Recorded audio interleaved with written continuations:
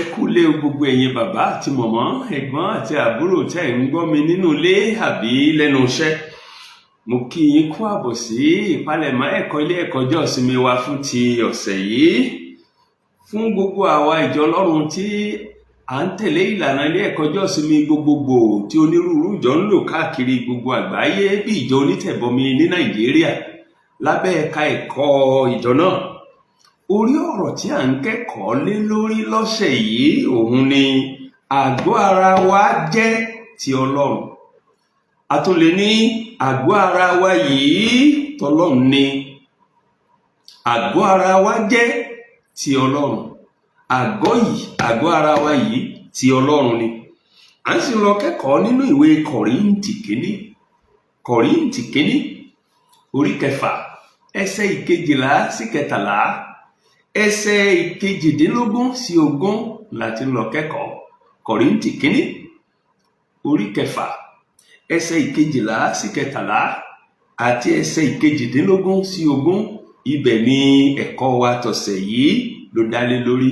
Bàbá àti mọ̀mọ́, ẹ̀gbọ́n àtàbúrò tẹ́ ń gbọ́ mi nílé, ẹ gbé bíbélì yín, ẹ jẹ́ a jọ kẹ́kọ̀ọ́ nínú ọ̀rọ̀ Ọlọ́run. Mo bẹ̀rẹ̀ sí kà nínú bíbélì mímọ́ lédè Yorùbá. Ọ̀rọ̀ Ọlọ́run kà báyìí pé ohun gbogbo ló yẹ fún mi, ṣùgbọ́n kì í ṣe ohun gbogbo ló lérè. Ohun gbogbo ló yẹ fún mi, ṣùgbọ́n èmi kì yóò jẹ́ kí a fi mí sábẹ́ agbára ohunkóhun. Oúnjẹ fún inú àti inú fún oúnjẹ, ṣùgbọ́n Ọlọ́run yóò fòpin sí àtinú àtóúnjẹ. Ṣùgbọ́n ara yìí kì í ṣe ti àgbèrè, bí kò ṣe fún Olúwa, àti Olúwa fún ara. Ẹsẹ̀ 18. Ẹ máa sá fún àgbèrè. Gbogbo ẹ̀ṣẹ̀ téèyàn ń dá ó wà lóde ara, ṣùgbọ́n ẹni tí ń ṣe àgbèrè ń ṣẹ̀ sí ara òun tìkára rẹ̀. Tàbí ẹ̀yin kò mọ̀ pé ara yín ni tẹ́ḿpìlì Ọlọ́run, tẹ́ḿpìlì ẹ̀mí mímọ́ tí ń bẹ nínú yín, tí ẹ̀yin ti gbà lọ́wọ́ Ọlọ́run. Ẹ̀yin kì í ṣe ti ara yín, nítorí a ti rà yín ní iye kan. Nítorí náà ẹ yìn Ọlọ́run lógo. Nítorí náà ẹ yìn Ọlọ́run lógo nínú ara yín àti nínú ẹ̀mí yín tí í ṣe ti Ọlọ́run. Ẹ̀kọ́ wa fún ti ọ̀sẹ̀ yìí nù. Ẹ jẹ́ ká fi sínú ọkàn wa, k'Ọlọ́run ràn wá lọ́wọ́ ká má jẹ́ olùkà tàbí olùkẹ́kọ̀ọ́ àbí olùkọ́ni nínú ọ̀rọ̀ yìí nìkan, ká lè jẹ́ olùṣe ọ̀rọ̀ náà. Ẹsẹ̀ wúrà wa, ẹsẹ̀ mọ́nigbàgbé, ẹsẹ̀ akọ̀ọ́kàn fọ́sẹ̀ yìí òun ni ẹsẹ̀ 19 ìwé tá a kà tán. Kọ́ríńtì kínní orí 6 ẹsẹ̀ 19. Èyí tí ó kà báyìí lẹ́ẹ̀kan sí fún àtẹnumọ́. Tàbí ẹ̀yin ò mọ̀ pé dádì mọ́mì, bọ̀dá àti ẹ̀gbọ́n àǹtí, tàbí ẹ̀yin ò mọ̀ pé ara yín ni tẹ́ḿpìlì ẹ̀mí mímọ́ tí ń bẹ nínú yín, tí ẹ̀yin ti gbà lọ́wọ́ Ọlọ́run. Ẹ̀yin kì í ṣe tara yín. Tàbí ẹ̀yin kò mọ̀ pé ara yín ni tẹ́ḿpìlì ẹ̀mí mímọ́ tí ń bẹ nínú yín, tí ẹ̀yin ti gbà lọ́wọ́ Ọlọ́run. Ẹ̀yin kì í ṣe tara yín. Ẹsẹ̀ àkọ́kàn, ẹsẹ̀ àkọ́rí, ẹsẹ̀ mọ́nigbàgbé wa fún ọ̀sẹ̀ yìí nù. Ẹ jẹ́ àkọ́kàn, ẹ jẹ́ àkọ́rí, ẹ sì jẹ́ a fi sínú ìṣe. Lẹ́ẹ̀kan sí mo kí wa kú àbọ̀ sínú ẹ̀kọ́ wa tọ̀sẹ̀ yìí. Ó jẹ́ ayọ̀ mi láti kẹ́kọ̀ọ́ papọ̀ pẹ̀lú yín. Ẹ ṣé púpọ̀ fún oore ọ̀fẹ́ yìí. Tí ẹ ò bá gbàgbé, ẹ̀sìn ọ̀rọ̀ wa fún gbogbo oṣù ẹ̀kọ́ wa nínú oṣù kẹjọ yìí òun ni Kristẹni àti ìrúbọ. Kristẹni àti ìrúbọ. Lọ́sẹ̀ tó kọjá lọ tá a bẹ̀rẹ̀ ẹ̀kọ́ oṣù tuntun yìí, oṣù kẹjọ yìí, ẹ̀kọ́ wa dá lórí àwa onígbàgbọ́ gẹ́gẹ́ bí tẹ́ḿpìlì Ọlọ́run. Nínú ẹ̀kọ́ yẹn la ti kọ́ wípé ká máa kọ́ ìjọ Ọlọ́run lé orí Kristi àpáta ayérayé, ìpìlẹ̀ kan ṣoṣo tí kò lè yẹ̀. ká má máa kọ́ sórí ara wa. Tá bá sì ń kọ́ sórí Kristi, ká máa lo ohun èlò tó lágbára, ohun èlò iyebíye, ká lo ọgbọ́n Ọlọ́run, ká má fọgbọ́n èèyàn kọ́ ìjọ Ọlọ́run, ká sì ní èròǹgbà tó tọ̀nà. Kó má jẹ́ pé fúnfẹ́kúfẹ́ ọkàn wa la fi ń ṣiṣẹ́ nú ọgbà àjàrà Olúwa, ṣùgbọ́n fún ògo Ọlọ́run. Níbi tá a kọ́ ẹ̀kọ́ yẹn dé lọ́sẹ̀ kan kọjá, ó lẹ̀kọ́ tọ̀sẹ̀ yìí náà ń wá mọ́ ọ́n lè pẹ̀lú àtẹnumọ́ pé àgọ́ ara wa yìí ibùgbé Ọlọ́run ni. Àgọ́ ara wa yìí ibùgbé Ọlọ́run ni. Tó bá sì jẹ́ ibùgbé Ọlọ́run, ká má lò ó fún ìfẹ́kúfẹ́ ara àbí fún adùn ayé, ṣùgbọ́n fún ògo Ọlọ́run. Ẹ̀kọ́ náà wá pín sí abala méjì. Abala àkọ́kọ́ ẹ̀kọ́ wa lọ́sẹ̀ yìí ó ní àkórí yìí tá a pè ní ìtara àti òmìnira Kristẹni. Ìtara àti òmìnira Kristẹni, èyí sì ní í ṣe pẹ̀lú ẹsẹ̀ 12 sí 13 ìwé tá a ti ń kẹ́kọ̀ọ́. Ìtara, òmìnira Kristẹni àti òmìnira Kristẹni. Kọ́ríńtì kínní orí 6 ẹsẹ̀ 12 àti 13 nìkan ṣoṣo labala àkọ́kọ́ ẹ̀kọ́ wa yìí. Ẹgbọ́n tẹ́sẹ̀ 12 àti 13 yẹn sọ lẹ́ẹ̀kan sí. Ìwé mímọ́ ní ohun gbogbo ló yẹ fún mi, ṣùgbọ́n kì í ṣe ohun gbogbo ló lérè. Ohun gbogbo ló yẹ fún mi, ṣùgbọ́n èmi kì yóò jẹ́ kí a fi mí sábẹ́ agbára ohunkóhun. Oúnjẹ fún inú àti inú fóúnjẹ, ṣùgbọ́n Ọlọ́run ó fòfin sí gbogbo ẹ̀ lọ́jọ́ kan. Ṣùgbọ́n ara yìí kì í ṣe ti àgbèrè, bí kò ṣe fún Olúwa, àti Olúwa fún ara yìí. Bẹ́ẹ̀ bá gbàgbé lọ́sẹ̀ tó kọjá lọ, a jẹ́ kó yé wa pé ìlú Kọ́ríńtì, níbi tí ìjọ tá a kọ̀wé yìí sí wà, a sọ lọ́sẹ̀ tó kọjá pé ó jẹ́ ìlú tó gbolè, tó gbọ̀lẹ, tó gba yànlèyànlè, tó gba dọ́kọdọ́kọ. Ìdí tó sì fi rí bẹ́ẹ̀ ò ní wípé ìṣe wọn fààyè gbà, ẹ̀sìn wọn fààyè gbà, òrìṣà wọn fààyè gbà káwọn aṣẹ́wó kí wọ́n máa wà gan nínú ilé ìjọsìn, kí wọ́n máa ní ìbálòpọ̀ jọ́sìn pẹ̀lú obìnrin tí kìí ṣe aya ẹni, ọkùnrin tí kìí ṣọkọ ẹni.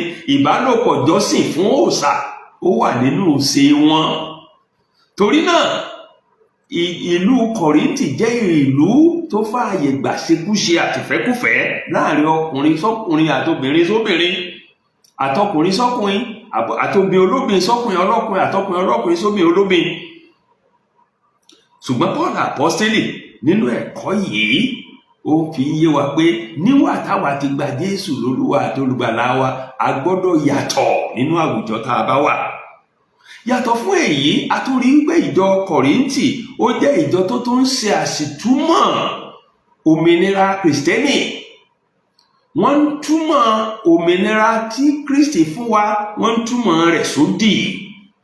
Wọ́n ń túmọ̀ rẹ̀ wípé òmìnira tí Kristi fún wa ó fààyè gbà kí n ṣe bó bá ti wù mí, kí n ṣe tí mo bá fẹ́. Ìṣe wọn fẹ́ dàbí ìṣe àwọn ará Gàlátíà tí wọ́n ń lò sí òmìnira wọn lò fún ìfẹ́kúfẹ̀ẹ́. Tẹ́ bá wòwe Gàlátíà orí 5 ẹsẹ̀ 13, Gàlátíà orí 5 ẹsẹ̀ 13, ẹ̀rí tí Paul sọ fáwọn ará Gàlátíà ń bẹ. Ìwé mímọ́ ní nítorí a ti pè yín sí òmìnira ara, kìkì pé kí ẹ má lo òmìnira yín fún ayé sípa ti ara, ṣùgbọ́n ẹ máa fi ìfẹ́ sí ọmọnìkejì yín. Ìjọ Kọ́ríńtì bí ìjọ Gàlátíà, wọ́n ń ṣi òmìnira wọn lò sí ipa ti ara láti tẹ́ ìfẹ́kùfẹ́ ara yìí lọ́rùn. Torí náà wọ́n wá ní àwọn ọ̀rọ̀ méjì tí wọ́n fi máa ń fẹ́ bu àṣírí ìwàkiwà wọn. Àwọn ọ̀rọ̀ méjèèjì yẹn òun ni Paul Àpọ́stélì ń tọ́ka sí nínú àyọkà wa yìí, tí ń sì ń fèsì lé lórí. Kí làwọn ọ̀rọ̀ méjèèjì ọ̀hún? Ọ̀rọ̀ àkọ́kọ́ tí a máa ń sọ láti fi gbé ìfẹ́kúfẹ́ ọkàn wọn lẹ́sẹ̀ ó ní wípé Jésù ti sọ wá dòmìnira, torí náà ohun gbogbo ló yẹ fún mi. Ìdí nù nínú ẹsẹ̀ 12 tí Paul Àpọ́stélì ní tí a máa ń wí tó fi síwájú ohun gbogbo ló yẹ fún mi. Bẹ́ẹ̀ ni, bẹ́ẹ̀ ṣe máa ń wínú, ohun gbogbo ló yẹ fún yín, ṣùgbọ́n mo fẹ́ kẹ́ ẹ mọ̀ pé kì í ṣohun gbogbo ló lérè. Ohun gbogbo ló yẹ fún mi. Paul apọ́sítélì inú ẹsẹ̀ ìkejìlá ó ní mo fẹ́ kẹ́ ẹ mọ̀ pé bóhun gbogbo bá yẹ fún yín, kì í ṣohun gbogbo ló lè lérè fún yín. Ohun gbogbo ló yẹ fún mi, mo lómìnira láti ṣe ohunkóhun tó wù mí. Kristi ti tú mi sílẹ̀ láti ṣèfẹ́ inú mi. Paul apọ́sítélì wá fún wọn lésì nínú ẹsẹ̀ ìkejìlá náà pé bóhun gbogbo bá yẹ fún ọ bàbá, bóhun gbogbo bá yẹ fún ọ màmá, bóhun gbogbo bá yẹ fún ọ ẹ̀gbọ́n àtàbúrò, kì í ṣohun gbogbo ló lè lérè fún ọ. Gẹ́gẹ́ bí ẹni tó sì ti ní àti rà padà nípa ìjẹ ọ̀dọ́ àgùntàn, kì í ṣe ohun gbogbo tó bá lérè nísinsìnyí nìkan la gbọ́dọ̀ kà sí bí ó ṣe ohun gbogbo bó bá lérè títí ayérayé. Torí náà, gẹ́gẹ́ bí ọmọlẹ́yìn Kristi, ohun tí ó ní èrè kì í ṣe fún sísìnyí nìkan, ṣùgbọ́n jùlọ pàápàá jùlọ fún ayérayé ló yẹ káwa máa ṣe. Àwa ò gbọ́dọ̀ máa ṣe ohun gbogbo ló yẹ fún mi. Ìbéèrè tó yá máa bèrè ni pé ntí mo fẹ́ ṣe yìí só lérè fún sísìnyí àti ayérayé. Tó bá jẹ́ ohun tí ò ní lérè fún ayérayé ni ó yẹ kí n fà sẹ́yìn fún un. Ìdáhùn Pọ́ọ̀lù kejì nínú ẹ̀kọ́ yìí nínú ẹsẹ̀ ìkejìlá náà lábala kejì rẹ̀ sí gbólóhùn tí wọ́n máa ń sọ pé ohun gbogbo ló yẹ fún mi, ó ní wípé ẹ ṣọ́ra, ohun gbogbo ló yẹ fún mi, ohun gbogbo tó yẹ fún yín kó má tì yín sí gbèkùn ẹlẹ́ẹ̀kejì. Ẹ bá wo abala kejì ẹsẹ̀ ìkejìlá, ìwé mímọ́ ní ṣùgbọ́n èmi kì yóò jẹ́ ká fi mí sábẹ́ agbára ohunkóhun. Èyí ò ní pé èmi ò ní jẹ́ kí ohunkóhun kó tún sọ mí nínú ìgbèkùn. Ohun gbogbo ló yẹ fún mi, ohun gbogbo ló yẹ fún mi. Paul ní tèmi o, ohun gbogbo bá yẹ fún mi, kì í ṣọ́ra fún ohunkóhun tó tún lè sọ mí sínú ìgbèkùn, tí ó fi mí ságbára ohunkóhun. Àṣìlò òmìnira ibi tí máa ń yọrí sí ni kó dini nígbèkùn. Àṣìlò òmìnira ní máa ń yọrí sí ìmúkúmu. Àṣìlò òmìnira ní máa ń yọrí sí ìjẹkújẹ. Àṣìlò òmìnira ní máa ń yọrí sí ìṣekúṣe àti ìwàkiwà. Paul apọ́sítélì ní ohun gbogbo ló yẹ fún mi, ṣùgbọ́n ẹ rántí o, ohun gbogbo tó yẹ fún yín nǹkan má jẹ́ pé ní ó sọ yín sínú ìdè míì. Àṣìlò òmìnira máa ń sọ nínú ìgbèkùn ni. Kristi ti sọ wá dòmìnira, a gbọ́dọ̀ ṣọ́ra láti rí i wípé àtún ti ra wa sínú ìgbèkùn míì. Ọ̀rọ̀ àkọ́kọ́ tí ẹ máa ń sọ láti dáàbò bo ra wọn nù, ohun gbogbo ló yẹ fún mi. Paul apọ́sítélì ní bóhun gbogbo bá yẹ fún yín, ẹ rántí pé kì í ṣe ohun gbogbo ló lérè o. Bóhun gbogbo bá yẹ fún yín, ẹ rántí wípé ohun gbogbo tó yẹ fún yín lè dì í gbèkùn o. Ẹ má tira yín sínú ìgbèkùn ẹlẹ́ẹ̀kejì. Ọ̀rọ̀ kejì tí wọ́n máa ń sọ láti dáàbò bo ra wọn fún ìfẹ́kùfẹ́ ọkàn wọn, òun ni Paul apọ́sítélì tọ́ka sí nínú ẹsẹ̀ ìkejìlá, ẹsẹ̀ ìkẹtàlá, 13 ẹsẹ̀ ìkẹtàlá.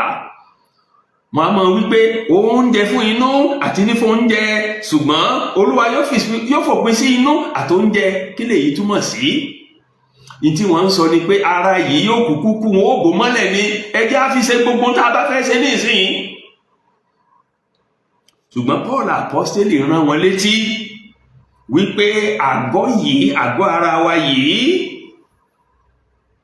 kì í ṣe fún wa ló wà fún, kì í ṣe ìfẹ́kúfẹ́ ara ló yà fún, kò wà fún ṣekúṣe, kò wà fún ìbálòpọ̀ kò tọ́,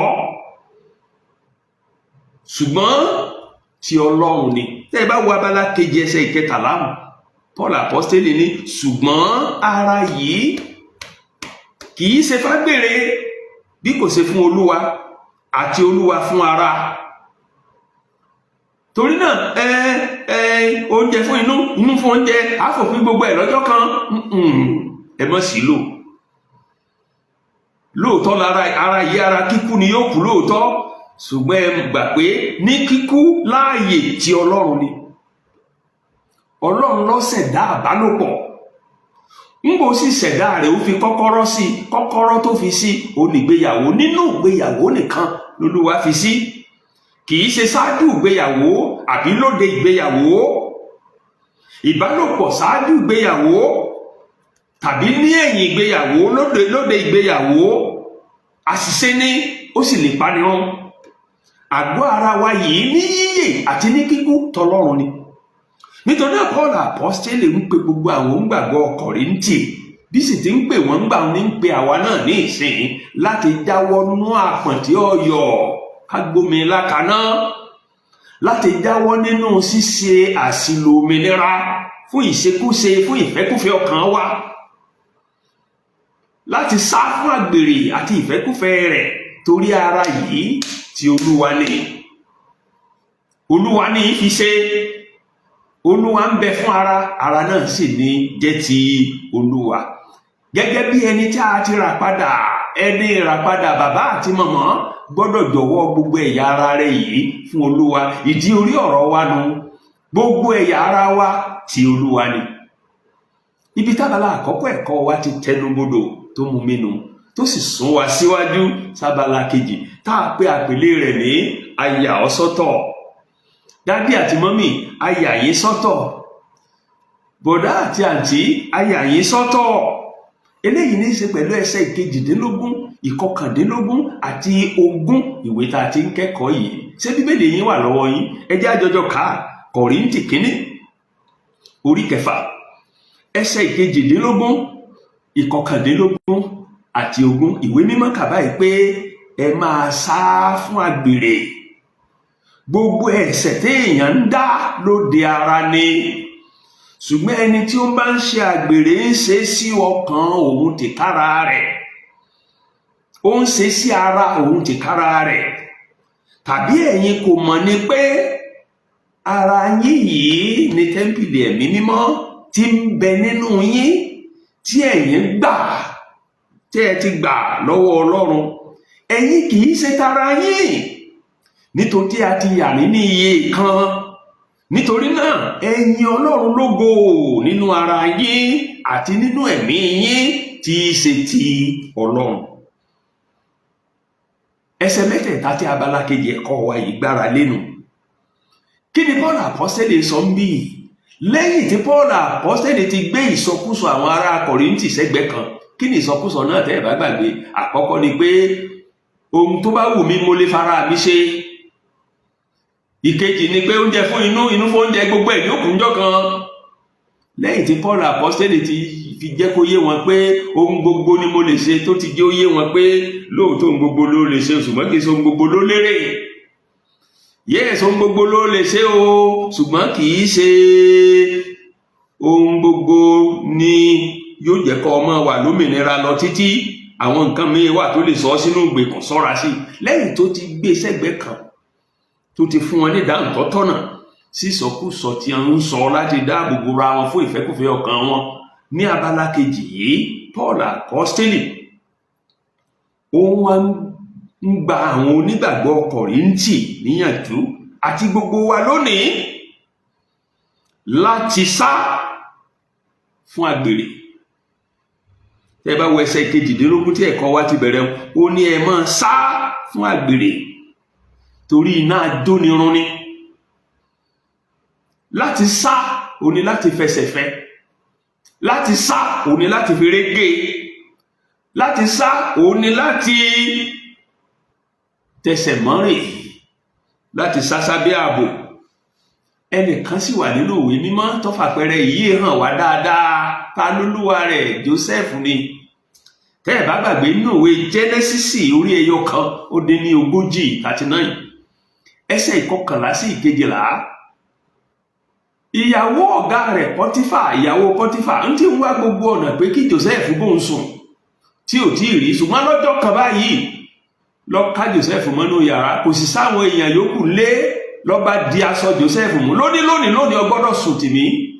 Jósẹ́fù sì aṣọ àwọ̀lẹ́kẹ̀ Jósẹ́fù tó dì mú, Jósẹ́fù sáré ó yọrí kúrò lórí rẹ̀, ó fèrè gbé. Ṣé Bíbélì yín wà lọ́wọ́ yín? Jẹ́ àjọ ká Jẹ́nẹ́sísì orí 1:39 ẹsẹ̀ 11 àti 12. Ìwé mímọ́ ní ó sì ṣe níwọ̀n àkókò yìí tí Jósẹ́fù wọlé lọ láti ṣiṣẹ́ rẹ̀ gẹ́gẹ́ rẹ̀, kò sì sí ẹnìkan nínú àwọn ọkùnrin ilé nínú ilé níbẹ̀. Ìyàwó Pọ́tífárì sì di Jósẹ́fù láṣọ mú, ó wí pé bá mi ṣe, bá mi lò pọ̀. Òun sì jọ̀wọ́ aṣọ rẹ̀ sí i lọ́wọ́, ó sì sá ó bọ́ sóde. Nínú Kọ́ríńtì kínní orí 6 ẹsẹ̀ 22 gbólóhùn àkọ́kọ́ níbẹ̀ Paul apostoli wọ́n sọ wípé gbogbo ẹ̀yin onígbàgbọ́ Kọ́ríńtì, ó sì ń sọ fáwa náà lónìí, gbogbo ẹ̀yin onígbàgbọ́, gbogbo ẹ̀yin ojúlówó ọmọlẹ́yìn Kristi bí Joseph ti ṣe ń nìkẹyìn náà máa ṣe, ẹ sá fún àgbèrè. Ó sì fi àwọn ìdí bíi 2 àbí 3 tí ń dì í tá a fi gbọ́dọ̀ sá fún àgbèrè. Kí ni ìdí àkọ́kọ́? Ìdí àkọ́kọ́ ló wà ní ẹsẹ̀ 22. Ó ní ẹ sá fún àgbèrè torí pé ẹ̀ṣẹ̀ sí àgọ́ ara ẹni, ẹ̀ṣẹ̀ sí àgọ́ ara ẹni ó ní àgbèrè. Ṣé Bíbélì yín wà lọ́wọ́ yẹn jẹ́ àjọtọ̀ kàlẹ́ ẹ̀kan sí? Ó ní gbogbo ẹ̀ṣẹ̀ téèyàn ń dá lóde ara ló wà, ṣùgbọ́n ẹni tí ń ṣe àgbèrè ń ṣẹ̀ sí ara òun tìka ara rẹ̀. Ẹ̀ṣẹ̀ àgbèrè á máa tètè panirun ju gbogbo ẹ̀ṣẹ̀ mìíràn lọ. Ìdí ni wípé gbogbo ara là máa fi dá, a sì máa tọ gbogbo ara ṣinṣin. Nítorí náà ó rọrùn láti ṣe àgọ́ ara wa yìí ní ìjàmbá oríṣiríṣi. Ó rọrùn láti kó àrùn kògbóògùn bíi éèdì. Ó rọrùn láti kó àìsàn mẹ́ra tàkẹ́ta, èyí táwọn bàbá wa nílẹ̀ Yorùbá ń pè mọ́gùn. Ó rọrùn láti lu mọ́gùn tí ó tàkí ní pánpánpán ọdọọrùn. Ó rọrùn láti ṣekú pani lẹ́sẹ̀kẹsẹ̀ tàbí kó máa pani díẹ̀díẹ̀, kéèyàn máa kú díẹ̀díẹ̀. Ìdí nìyí Paul apostoli fi ní ìdí àkọ́kọ́ tèmi àti yín gbọ́dọ̀ fi sá fún àgbèrè ni wípé ẹ̀ṣẹ̀ sí àgọ́ ara wa ni ó lè tètè rán ara yìí lọ sọ́run. Ìdí kejì tí Paul fún wa tá a fi gbọ́dọ̀ sá fún àgbèrè, panṣágà, ó ní pé ibùgbé Ọlọ́run làgọ́ yìí. Ṣé Bíbélì yín wà lọ́wọ́ yín? Ẹ wò nínú ẹsẹ̀ 19. Ẹsẹ̀ 19 ní tàbí ẹ̀yin kò mọ̀ pé ara yín ni tẹ́ḿpìlì ẹ̀mí mímọ́ tí ń bẹ nínú yín tí ẹ̀yin ti gbà lọ́wọ́ Ọlọ́run. Ìdí kejì tèmi àti yín fi gbọ́dọ̀ sá fún àgbèrè, panṣágà, ó ní wípé àgọ́ ara wa yìí ibùgbé Ọlọ́run ni. Àgọ́ ara wa yìí ní ẹ̀mí mímọ́ Ọlọ́run fi ṣe lé. Ibi tẹ́mi mímọ́ Ọlọ́run máa sì ń gbé, ó gbọ́dọ̀ jẹ́ mímọ́ ni, ó gbọ́dọ̀ jẹ́ dọ̀tí. Àgọ́ ara wa yìí irinṣẹ́ Ọlọ́run mẹ́ta lọ́kan ni. Ọlọ́run bàbá ló ṣẹ̀dá rẹ̀ nínú ìwé Genesis orí 1 àti orí 2. Ọlọ́run ọmọ ló rà wá padà kúrò lóko ẹrú èṣù àti ẹ̀ṣẹ̀. Ọlọ́run ẹ̀mí mímọ́ ní ń gbénú wa, ló fi inú wa ṣe lé. Torí náà àgọ́ yìí tọlọ́run ní pátápátá. Ìdí kejì tí a fi gbọ́dọ̀ sá fún àgbèrè tàbí panṣágà nù. Ìdí kẹta tí Paul apostoli fún wa tá a fi gbọ́dọ̀ sá fún àgbèrè tàbí panṣágà, ó ní wípé àwa kọ́ la nira wa. Inú ẹsẹ̀ 19 àti 20 ló ti sọ yẹn. Ṣé Bíbélì yín wà lọ́wọ́ yín? Ẹ̀yin ẹjẹ́ àjọ wo tí ẹsẹ̀ 19 abala tó gbẹ̀yìn ẹsẹ̀ 19 sí 20 ẹ̀gbọ́n tí ìwé mímọ́ wí. Ó ní ẹ̀yin kì í ṣe tara yín, dádì, mọ́mì, ẹ̀yin ṣe tara yín, àǹtí bọ̀dá, ṣe tara yín, nítorí a ti rà yín ní iye kan. Nítorí náà ẹ yìn Ọlọ́run lógo nínú ara yín àti nínú ẹ̀mí yín tí í ṣe ti Ọlọ́run. Bí mo ṣe sọ ṣáájú, a lè ra ara wa padà kúrò lóko ẹrú èṣù ẹ̀ṣẹ̀. Jésù ló fẹ̀mí ara rẹ̀ rúbọ fún ìràpadà gbogbo ayé, fún ìràpadà mi, fún ìràpadà yín. Tí Jésù bá wá fẹ̀mí ara rẹ̀ lélẹ̀ láti kú fún ẹ̀ṣẹ̀ wa, tó rà wá padà lóko ẹrú ẹ̀ṣẹ̀, ohun tó yẹ ká ṣe ni kí a fi ara wa fún un ní ẹbọ ààyè mímọ́. Eléyìí ni Paul apostoli sọ fáwọn ará Róòmù nínú lẹ́tà tó kọ sí wọn nínú orí 12 nínú ẹsẹ̀ 1 àti 2. Ṣé Bíbélì yín wà lọ́wọ́ yín? Ẹ jẹ́ a jọjọ kà á. Róòmù orí 12 ẹsẹ̀ ìkíní àti kejì ìwé mímọ́ ní nítorí náà mo fìyọ́nú Ọlọ́run bẹ̀ yín ará, kí ẹ̀yin kí ó fi ara yín fún Ọlọ́run ní ẹbọ ààyè mímọ́ èyí tó ṣètẹ́wọ́gbà. Èyí ni iṣẹ́ ìsìn yín tó tọ̀nà. Kí ẹ má dára yín pọ̀ mọ́ ayé yìí, ṣùgbọ́n kí ẹ darapọ̀ láti di tuntun nínú èrò inú yín, kí ẹ lè rí di ìfẹ́ Ọlọ́run tó dára, tó ṣètẹ́wọ́gbà, tó sì pé. Àwa kì í ṣe tara wa, tọlọ́run ni wá, ti Jésù ni wá. Jésù ti fi ẹ̀mí rẹ̀ lélẹ̀. Ikú oró tá a bá kú, òun ti kú. Ìyè ẹ̀ṣẹ̀ tá a bá jẹ, ó ti jẹ. Kò wá yẹ kó jẹ́ pàgọ́ ara yìí àwa tó fi máa dẹ́ṣẹ̀ mọ́, ọ̀yà ìyàsí mímọ́ ni fún un. Ìdí nìyí tó lórin kan nínú ìwé orin wa tó fi ní mo fara mi fún ọ, mo kú nítorí rẹ kí n lè rà ọ́ padà kó o lè jíǹde nínú òkú, mo fara mi fún ọ kí ìwọ ṣe fún mi. Nínú ẹsẹ̀ ìkejì rẹ̀ ó ní mo fọjú ayé mi ṣe làálàá fún ọ kí ìwọ bá lè máa dùn ayérayé, mo ṣe làálàá fún ọ kí ni ìwọ ṣe fún mi. Nínú ẹsẹ̀ ìkẹta rẹ̀ ó ní ilé bàbá mi àti ìtẹ́ ògo mi mo fi sílẹ̀ wáyé, mo dá lárìn kiri, mo fi ilẹ̀ nítorí rẹ kí ló fi ilẹ̀ fún mi.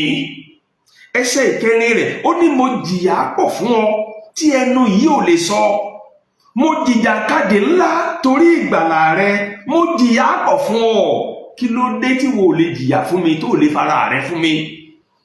Ẹsẹ̀ ìkarùn-ún rẹ̀ ó ní mo mú ìgbàlà ńlá láti ilé bàbá mi wá láti fi fún ọ, mo mẹ́bùn wá fún ọ, kí lè wọ́n mú wá fún mi. Ẹsẹ̀ tó wá gbẹ̀yìn ẹsẹ̀ ìkẹfà ní ntọ́ yẹ ká ṣe ni pé fi ara rẹ fún mi, fàyè rẹ sìn mí, díjú sí nǹkan táyé, sì máa wo ntọ̀run, mo fara mi fún ọ, ìwọ náà fara rẹ fún mi. Àgọ́ yìí ó yẹ ká fi fún Jésù ní pátápátá. Ìdáhùn tó tọ̀nà sí ìfara ẹni rúbọ yìí tí Jésù ti ṣe fún wa, òun náà ni ká ya ara wa yìí sọ́tọ̀ fún un ní ẹbọ ààyè mímọ́. Ìdáhùn tó tọ̀nà onàkanú àwọn orin wa lò náà tún sọ tó ní gba ayé mi Olúwa. Ìdáhùn tó tọ̀nà tó yẹ ká fún un nù. Orin yẹn ní gba ayé mi Olúwa, mo yà á sí mímọ́ fún ọ.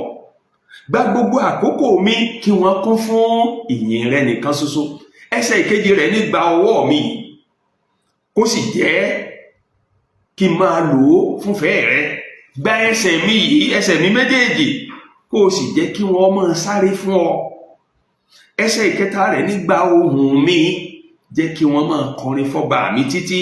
Gba ètè mi, kì í ṣe fún sìgá, kì í ṣe fọ́tí, kì í ṣe fún ìjẹkújẹ tàbí ìmukúmu, ṣùgbọ́n jẹ́ kí wọ́n máa jíṣẹ́ fún ọ. Ẹsẹ̀ ìkẹrin rẹ̀ ní gba wúrà, gba fàdákà mi, ọ̀kan kì ó dá dúró. Gba ọgbọ́n mi tí ẹ ní í ṣe, máa lò gẹ́gẹ́ bó o bá ti fẹ́. Ẹsẹ̀ ìkarùn-ún rẹ̀ ní gba ìfẹ́ mi fi ṣe tiẹ̀, kì yóò tó jẹ́ tèmi mọ́, ní ìṣẹ̀fẹ́kúfẹ́ ara mi mọ́. Gba ọkàn mi tìrẹ ní í ṣe, máa gún wà níbẹ̀. Ẹsẹ̀ tó gbẹ̀yìn rẹ̀ wá ní gba ìfẹ́ mi Olúwa, mo fi gbogbo rẹ̀ fún ọ. Gba èmi pàápàá látòní lọ kí n jẹ́ tiẹ̀. Àwa kọ́ la nira wa. Ìdáhùn tó tọ́ tó yẹ ká fún ẹni tó fi ẹ̀mí rẹ̀ lélẹ̀ nítorí ẹ̀ṣẹ̀ wa, ó ní ká fi gbogbo ayé wa yìí fún, ká fi gbogbo àgọ́ ara wa yìí sìn ní ẹ̀mí àti ní òtítọ́. Torí náà bàbá àti màmá, ẹgbẹ́ àtàbúrò tẹ́ ń gbọ́ mi, ẹ mú ìpinnu yín lónìí, ẹ má fi dọ́là. Àgọ́ yìí ẹ má lò fún ìfẹ́kùfẹ́ tara mọ́, ẹ jọ̀wọ́ gbogbo ẹ̀ fún Ọlọ́run kí ẹ sì máa lò fún ògo rẹ̀. Ibi tí ẹ̀kọ́ wa tọ̀sẹ̀ yìí tó ti tẹnubodò tó ti mú mi nìyẹn. Ṣùgbọ́n ká tó máa lọlé, ẹ jẹ́ kí n ṣàtẹnumọ́ kókó kan àbí méjì nínú ẹ̀kọ́ yìí fún ìgbé ayé Kìrìsìtẹ́nì ojoojúmọ́. Kókó àkọ́kọ́ tí mo sì fẹ́ tẹnumọ́ ni pé ẹ̀kọ́ yìí ń pè mí, ó sì ń pè yín pé ká yọ ara wa yìí sọ́tọ̀, ká yà á sí mímọ́ f'Olúwa. Àgọ́ yìí ibùgbé ẹ̀mí mímọ́ ni. Ẹ̀mí Ọlọ́run ń gbénú wa. Ẹ̀mí mímọ́ ò sì lè gbébi tí ò mọ́. Ẹ jẹ́ á ya ara wa sí mímọ́. Ẹ jẹ́ á fàyè wa sí Ọlọ́run. ẹ jẹ́ á lo gbogbo ẹ̀yà ara wa yìí fún ògo Ọlọ́run, kì í ṣe fún ìfẹ́kùfẹ́ ara, láti tẹ́ ìfẹ́kùfẹ́ ara lọ́rùn. ẹ jẹ́ á jọ̀wọ́ gbogbo ẹ̀yà ara wa fún ògo Ọlọ́run. kókó kejì tí mo fẹ́ tẹnu mọ́ fún ìgbé ayé kìrìsìtẹ́nì olójúmọ́ ni pé ẹ jẹ́ á jáwọ́ nínú àpọ̀ntí ọ̀yọ́. ẹ má jẹ́ á máa ṣì òmìnira wa nínú Kristi lò. àṣìlò òmìnira ìgbèkùn ní máa yọrí sí. òmìnira kìrìsìtẹ́nì níjánu, ṣíṣe ìfẹ́ Ọlọ́run sì níjánu rẹ̀. kì í ṣe òmìnira láti ṣèṣekúṣe tàbí láti dẹ́ṣẹ̀, bí kò ṣe láti ṣe ìfẹ́ Ọlọ́run, ẹni tó ṣẹ̀dá wa, ẹni tó rà wá padà, ẹni tí ń gbénú wa, ẹni tó yà wá sọ́tọ̀ fógo rẹ̀. torí ìdí èyí, bàbá àti màmá, ẹ má ṣe máa ṣì òmìnira kìrìsìtẹ́nì lò fún ìfẹ́kùfẹ́ ara. lọ́nà kẹta, ẹ̀kọ́ yìí ń kọ́ wa, ó sì ń tẹnu mọ́ fún wa pé ká sá fún àgbèrè, ká sá fún ìbálòpọ̀ tí ò tọ́, ká sá fún ìbálòpọ̀ tí ò tọ̀nà, bí àgbèrè, bí panṣágà, bí aṣẹ́wó, bí ìbálòpọ̀ ọkùnrin àtọkùnrin, bí ìbálòpọ̀ obìnrin àtobìnrin, bí ìbá ẹranko lò pọ̀, bí ìbá ìlòpọ̀ láàrin tẹ̀gbọ́n-tàbúrò, bí ìbálòpọ̀ lórí ẹ̀rọ ayélujára táwọn olóyìnbó ń pè ní pornography. ẹ jẹ́ á sá fún gbogbo ìbálòpọ̀ tí ò tọ́. ọ̀kánkán nínú gbogbo àwọn ìbálòpọ̀ tí ò tọ́ kò fògo fọ́lọ́run, ó sì lè para yìí ṣáájú ọjọ́ kú. a máa bani lórúkọ jẹ́ pẹ̀lú, ju gbogbo rẹ̀ lọ, a máa yani nípa títí pẹ̀lú ẹlẹ́dàá ẹni, tí ó sì ń gba ìjọba ọ̀run lọ́wọ́ ẹni, tí í ṣe yani nípa pátápátá kúrò lọ́dọ̀ ẹlẹ́dàá, olùgbàlà, olùdáǹdè. bàbá àti màmá, ẹ̀gbọ́n àtàbúrò, ẹ jẹ́ á sá fún ìbálòpọ̀ tí ò tọ́. ibi tí ẹ̀kọ́ wa tòní tó ti tẹnubodò tó ti mú mi nìyẹn. ẹ ṣé púpọ̀ tí ẹ ń gbọ́ wa. bí ẹ̀kọ́ yìí bá bùkún fún yín, ẹ jọ̀wọ́ ẹ pín pẹ̀lú àwọn ẹlòmíràn lórí ẹ̀rọ ayélujára yín, nínú ìjọ yín, nínú àwùjọ yín. bí ẹ bá sì fẹ́ ká máa fi fọ́nrán ẹ̀kọ́ yìí ránṣẹ́ sórí ẹ̀rọ WhatsApp yín tààrà lọ́sọ̀ọ̀sẹ̀, ẹ tẹ àtẹ̀jíṣẹ́ sórí òǹkà WhatsApp wa yìí: àmì àròpọ̀ 2 ẹ̀ta 4 1 mẹ́ta 2 9 2 5 àmì àròpọ̀ 2 ẹ̀ta 4 1 mẹ́ta 2 9 2 5 +234 81 11 32 99 55. tí ẹ bá fẹ́ ká máa fi fọ́nrán ẹ̀kọ́ yìí ránṣẹ́ sórí ẹ̀rọ WhatsApp yín tààrà lọ́sọ̀ọ̀sẹ̀, ẹ tẹ àtẹ̀jíṣẹ́ sórí ẹ̀rọ WhatsApp wa yìí: +234 84 +234 81 11 32 99 55 +234 81 11 32 99 55. títí ọ̀sẹ̀ tí ń bọ̀ táwọn tó máa pàdé, mo fà yín lé Ọlọ́run lọ́wọ́ àti àwọn olùkọ́ wa nínú ilé ẹ̀kọ́ ọjọ́ ìsinmi wa kọ̀ọ̀kan, nínú ìjọ wa kọ̀ọ̀kan tá a wà. àdúrà mi ni wípé nígbà tá a bá ń kẹ́kọ̀ọ́ yìí ní ọjọ́ 10 oṣù kẹjọ 2024 ọdún yìí, Olúwa ó tó ṣí wa yé jù báyìí lọ láti ní ìlóye ọ̀rọ̀ rẹ̀. ẹ jẹ́ á tètè dé, ẹ jẹ́ á kópa nínú ilé ẹ̀kọ́ ọjọ́ ìsinmi nínú ìjọ wa gbogbo. mo sì gbàdúrà Olúwa yóò bùkún gbogbo wa lọ́pọ̀lọpọ̀. ẹ ṣé, ó dàbọ̀, ayọ̀ la tó fi pàdé.